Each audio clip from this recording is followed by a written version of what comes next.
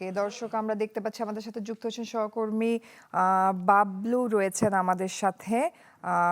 আমরা তার কাছে বাবলু, আপনি রয়েছেন হচ্ছে ওসমান হাদির কবরের সামনে। তো আজকে তারেক রহমানের কবর জিয়ারতের কথা রয়েছে, আপনার পিছনে আমরা আইন শৃঙ্খলা বাহিনীর সদস্যদের দেখছি।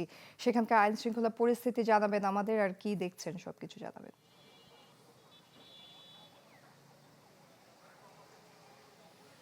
যে আইন শৃঙ্খলা পরিস্থিতি তো সবসময় আছে, বিশেষ করে বিএনপির ভারপ্রাপ্ত চেয়ারম্যান তারেক রহমানের আশাকে কেন্দ্র করে তার তিনি যেই সব জায়গায় মুভ করছেন, সব প্রতিটা স্থানে আইন শৃঙ্খলা বাহিনী আগে থেকেই সদস্যরা ওই স্থানটিকে নিরাপত্তার চাদরে ঘিরে রাখছে। আমরা গত 2 দিনতে তার কর্মসূচি ছিল, সেটি আমরা দেখেছি। এখন আজকের যেই তৃতীয় দিনের যে কর্মসূচি, বিশেষ করে প্রথম যেই কর্মসূচিটি শুরু হবে বিএনপির ভারপ্রাপ্ত চেয়ারম্যান তারেক রহমানের যে শহীদ ওসমান হাদির কবর জিয়ারত কমিটি নিয়ে ঢাকা বিশ্ববিদ্যালয় যে প্রাঙ্গণ রয়েছে সেখানে যেখানে তিনি শায়িত রয়েছেন, বেলা 11টার দিকে তার নির্ধারিত যে সময়, বেলা 11টায় তিনি এখানে আসার কথা রয়েছে। যদিও আপনি দেখেছেন গতকালকে তার বাবার কবর জিয়ারত করেছিলেন জিয়া উদ্যানে, শহীদ প্রেসিডেন্ট জিয়াউর রহমানের কবর, সেখানে যেতে তার অনেকটাই ব্যাগ পেতে হয়েছিল। ডাভ সাধারণ সাবানের থেকে আলাদা, এর 1/4 ময়েশ্চারাইজিং ক্রিম আপনাকে দেয় নরম, কোমল ও উজ্জ্বল ত্বক। তিনি তার 2টায় শিডিউল ছিল, কিন্তু তিনি পৌঁছেছেন প্রায় 4টার পর। প্রায় 2 ঘন্টার অতিবাহিত হয়ে গেছিল রাস্তায় তার নেতাকর্মীদের ভিড় ঠেলে।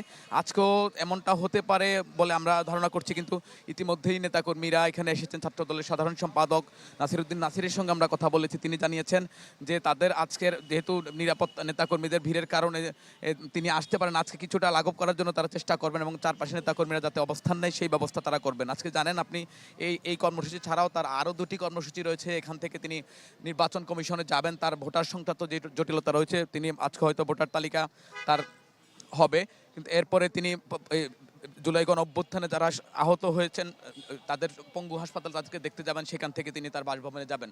তো তারেক রহমান গতকালকে তার বাবার কবর জিয়ারতের শেষ মধ্য দিয়ে তিনি গতকালকে কর্মসূচি শুরু করেছিলেন, পরে স্মৃতিসৌধে গিয়েছিলেন। আজকে তাই 3টি কর্মসূচি করবেন, কিন্তু গণমাধ্যমের সাথে তিনি কথা বলবেন কিনা বিএনপির পক্ষ থেকে এখন পর্যন্ত কিছু জানানো হয়নি।